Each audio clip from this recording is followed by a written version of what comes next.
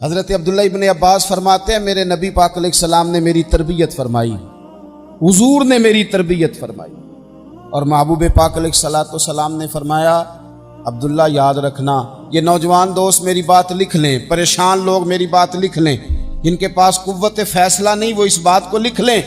حضرت عبداللہ ابن عباس فرماتے ہیں میرے نبی پاک علیہ السلام نے مجھ سے فرمایا تھا عبداللہ سن، اگر ساری دنیا مل کے تیرا کوئی نفع کرنا چاہے کر نہیں سکتی جب تک میرے رب کی رضا نہ ہو، اور فرمایا ساری دنیا مل کے تیرا کچھ بگاڑنا چاہے تو عبداللہ بگاڑ نہیں سکتی جب تک رب کریم کی حکمت کا تقاضا نہ ہو۔ لوگوں سے ڈرنا، لوگوں کی طرف دیکھنا، یارو گردن کو جھکا دیتا ہے خیرات کا پتھر، جہاں میں مانگنے والوں کے سر کبھی اونچے نہیں ہوتے۔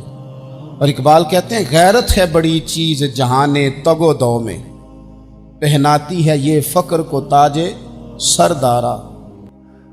میں عرض کروں گا کہ اپنی آپ جب توجہ کا قبلہ اللہ رسول کو بنائیں گے تو رب فرماتے ہیں وَيَرْزُقْهُ مِنْ حَيْثُ لَا يَحْتَسِبُ، میں نہ تجھے وہاں سے رزق دوں گا جہاں سے کبھی تیرا گمان بھی نہیں گیا ہوگا، یہاں سے بھی مل سکتا ہے، تو نے سوچا بھی نہیں ہوگا۔ بخاری شریف میں حدیث ہے، حضرت جابر ابن عبداللہ فرماتے ہیں نبی پاک صلی اللہ علیہ وسلم نے 300 لوگوں کا ایک لشکر روانہ کیا کسی مہم کے لیے، کسی جہاد کے لیے۔ حضرت ابو عبیدہ بن جراح رضی اللہ تعالیٰ عنہ امیر لشکر تھے۔ فرماتے ہیں غربت اتنی زیادہ تھی، بھوک اتنی زیادہ تھی کہ ایک ایک کھجور دن میں ایک وقت کھانے کو ملتی تھی، اور کچھ دن ایسے آئے کہ اب کھجور بھی نہیں مل رہی۔ فرماتے ہیں اتنی زیادہ بھوک لگی مجاہدین کو 300 بندہ پتے کھا کے گزارا ہونے لگے، یہ بخاری میں موجود ہے۔ آپ فرماتے ہیں کہ دریا کے کنارے ہمارا پڑاؤ تھا، ٹھہراؤ تھا، جب بھوک سے نڈھال ہو گئے نا وَيَرْزُقْهُ مِنْ حَيْثُ لَا يَحْتَسِبُ، اللہ وہاں سے روزی دیتا ہے گمان بھی نہیں ہوتا۔ فرماتے ہیں ایک مچھلی اللہ تعالیٰ نے دریا کے کنارے بھیجی، فرماتے ہیں وہ تھی تو مچھلی پر پہاڑ جتنی تھی۔ بخاری میں لفظ ہیں، حضرت جابر ابن عبداللہ رضی اللہ تعالیٰ عنہ فرماتے ہیں 300 آدمی 18 دن تک اس مچھلی کو کھاتے رہے، مچھلی ختم ہی نہیں ہوئی۔ مچھلیاں نہیں، مچھلی کہتے ہیں 18 دن 300 بندہ کھاتا رہا، مچھلی ختم ہی نہیں ہوئی۔ اور فرماتے ہیں کہ اس کی ہڈی نکال کے، کانٹا کہیں گے آپ اپنی زبان میں، کہتے ہیں وہ نکال کے نا تو اس کو کھڑا کیا نا جب، تو اونٹ کجاوے سمیت اس کے بیچ سے گزر جاتا تھا، 2 اس کے کانٹے جوڑے۔ فرماتے ہیں وہ اس کا گوشت ہم کھاتے تھے اور اس کی چربی بطور تیل کے ہم جسموں پہ ملتے تھے، بیماروں کو اس سے سکون آتا تھا، تندرستی شفا ہوتی تھی۔ فرماتے ہیں ہم کھایا بھی ہم نے، اور کچھ لے کے ہم مدینے بھی گئے، اور قربان جائیں نبی پاک نے بھی اس میں سے کھایا۔ ہم نے عرض کی حضور یہ معمہ کیا ہے، یہ ماجرا کیا ہے؟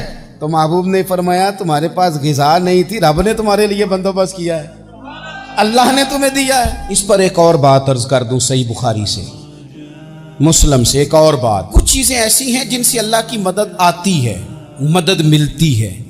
ایک چیز ان میں سے ایسی ہے جس سے بہت مدد نازل ہوتی ہے، وہ ہے کہ جب رب آپ کو دے نا تو پھر آپ بھی اس کے رستے میں دیں، پھر مدد آتی ہے، پھر اور آتا ہے۔ بخاری مسلم میں حدیث ہے، یہ زیادہ ہی توجہ طلب عمر ہے، اس پر آپ غور کریں گے۔ حضرت ابو ہریرہ فرماتے ہیں کہ نبی پاک علیہ السلام نے فرمایا ایک شخص نے بادلوں کے اندر سے آواز سنی کہ فلاں آدمی کا کھیت اور باغ خشک ہو گیا ہے، وہاں برسو اور اس کے کھیت کو سیراب کرو۔ وہ بڑا حیران ہوا کہ بادل سے آواز آ رہی۔ پھر اس نے دیکھا کہ ایک پہاڑی پر بارش ہوئی، وہ بادل وہاں برسا، پھر نالیوں سے ہوتا ہوا پانی ایک طرف چلا، تو جس نے آواز سنی تھی حضور بیان کر رہے ہیں، وہ بھی پیچھے پیچھے چلا کہ پانی کدھر جا رہا ہے۔ اس نے جا کے دیکھا کہ ایک مقام پہ ایک باغ کو وہ پانی لگ رہا ہے اور ایک آدمی وہ پانی لگا رہا ہے۔ اس نے اس سے پوچھا تیرا نام کیا ہے؟ اس نے کہا کیوں؟ کہنے لگا بتا نا۔ اس نے نام بتایا تو کہنے لگا یہی تو وہ نام ہے جو میں نے بادلوں کے اندر سے سنا ہے کہ فلاں کے کھیت کو پانی دے دو۔ اس نے کہا یار تو کیا عمل کرتا ہے کہ اسپیشل تیرے لیے بارش برسے؟ یہ بخاری پڑھ رہا ہوں، سیاستہ سے حدیث عرض کر رہا ہوں۔ اس سے پوچھا تو کیا کام کرتا ہے کہ جناب اللہ تبارک و تعالیٰ کا حکم کرم آیا کہ خاص تیرے لیے پانی برسے اور تیرے کھیت کو سیراب کرے؟ تو اس نے کہا چھوٹا ذمہ دار ہوں، پر جب فصل اگتی ہے تو 3 حصے کرتا ہوں، ایک حصہ اپنے بال بچوں پہ، بہن بھائیوں پہ خرچ کرتا ہوں، ایک حصہ پورا، اور ایک حصہ دوبارہ کاشتکاری پہ لگاتا ہوں، اور تیسرا حصہ خالص میں نے مسکینوں، یتیموں اور غریبوں کے لیے رکھا ہوا۔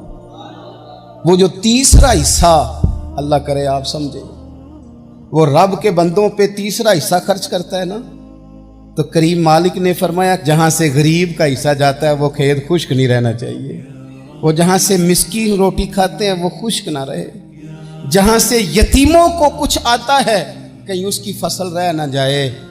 میں اور آپ بھی اگر اپنے مال میں مسکینوں، یتیموں، غریبوں کے حصے رکھ لیں گے تو فصلیں خشک نہیں رہیں گی، ان کے اندر تازگی آئے گی، نور آئے گا، کرم آئے گا، خاص کر خدا کی رحمت برسے گی۔ اللہ کی جانب توجہ کو بڑھائیں، آپ اللہ سے مدد کے سوالی بنیں۔ ترمذی کی ایک حدیث ہے، میں آپ کو زندگی کا تجربہ بتاتا ہوں کہ جب میں بڑا پریشان ہوتا ہوں تو یہ والی روایت کھول لیتا ہوں، مزہ دیتی ہے۔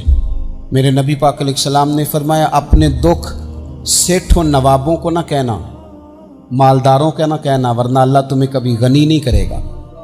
فرمایا اپنے دکھ اپنے رب کی بارگاہ میں عرض کرنا، جلدی کرے یا دیر سے کرے اللہ تمہیں لوگوں سے بے نیاز کر دے گا، اللہ تمہیں غنی کر دے گا۔ رات کو بیٹھو نہ اس کی بارگاہ، اسے دکھڑے سناؤ، چھوٹی چھوٹی باتیں۔ حضور نے فرمایا نمک بھی مانگو تو رب سے مانگو، چھوٹی چھوٹی بات سے شروع کرو نا۔ جب بندہ شروع کرتا ہے نا چھوٹی چھوٹی چیزیں تو بڑی ساری چیزیں، یہ اس طرح ہوتا ہے جیسے بندہ رب سے گفتگو کر رہا ہے، مالک مجھے یہ چاہیے، مالک میں یہاں کمزور ہوں، اللہ میں یہاں پریشان ہوں۔